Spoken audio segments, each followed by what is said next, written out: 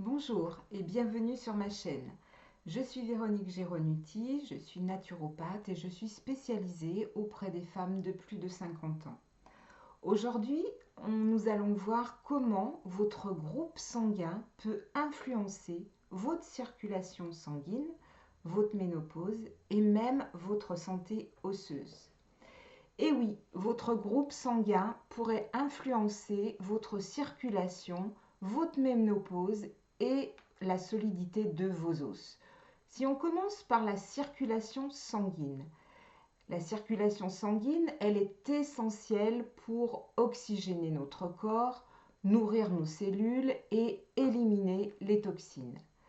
Mais certains facteurs peuvent la perturber, comme le stress, une mauvaise alimentation, le tabac, l'inactivité. Ce que l'on sait moins, c'est que le groupe sanguin pourrait lui-même influencer notre circulation.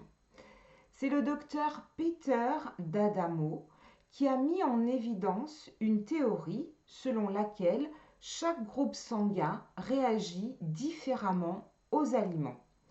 Voici alors un résumé très rapide.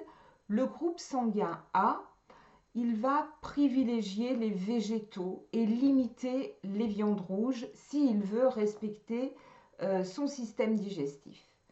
Le groupe B, il est beaucoup plus flexible. Il tolère bien les produits laitiers et les viandes maigres. Le groupe AB, c'est un mélange du A et du B et lui, il va être en forme lorsqu'il a un régime équilibré. Quant au groupe O, lui, il va favoriser les protéines animales parce que déjà, il les digère bien. En revanche, il va devoir se limiter en produits laitiers et en céréales qui sont moins compatibles avec son système digestif. Si on fait le lien entre ces groupes sanguins et la ménopause, eh bien la ménopause, on le sait, c'est une période pour la femme de bouleversements hormonaux importants et une alimentation adaptée à votre groupe sanguin pourrait atténuer certains symptômes comme les bouffées de chaleur, les troubles digestifs. Exemple, une femme du groupe sanguin A pourrait bénéficier d'un régime plutôt riche en antioxydants. Au contraire, une femme qui a un groupe sanguin O va plutôt veiller à son apport en calcium en évitant les produits laitiers classiques qui ne lui sont pas très favorables. Les groupes B et AB devraient limiter l'inflammation en choisissant des bonnes sources de protéines et des bonnes sources de glucides. Maintenant, si on fait le lien avec l'ostéoporose, eh bien, là également, en connaissant son groupe sanguin, un régime adapté pourrait également être bénéfique aux os. Donc, le groupe B, deux exemples rapides, le groupe B tolère mieux les produits laitiers que les autres groupes. Donc lui, il va avoir davantage intérêt à les utiliser comme source de calcium, mais bien sûr, on va privilégier les laits des petits animaux, à savoir chèvres et brebis.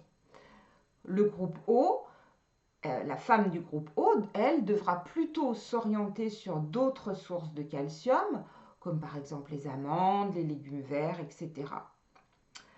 En plus de tout ce que je viens de vous dire, il y a une étude qui est très intéressante qui est récente, qui révèle que les personnes appartenant au groupe sanguin B vivraient plus longtemps que les autres et en bonne santé. Donc, est-ce un simple hasard? Il n'y a qu'une seule étude pour le moment qui fait ce lien-là, mais néanmoins, la question reste ouverte.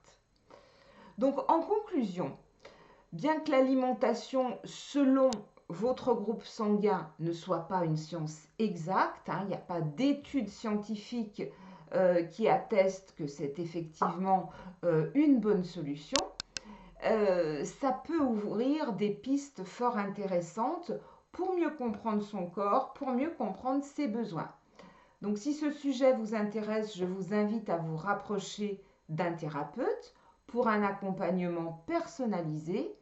Et puis ça m'intéresse, dites-moi en commentaire si vous connaissiez déjà cette approche et si vous avez déjà testé une alimentation adaptée à votre groupe sanguin.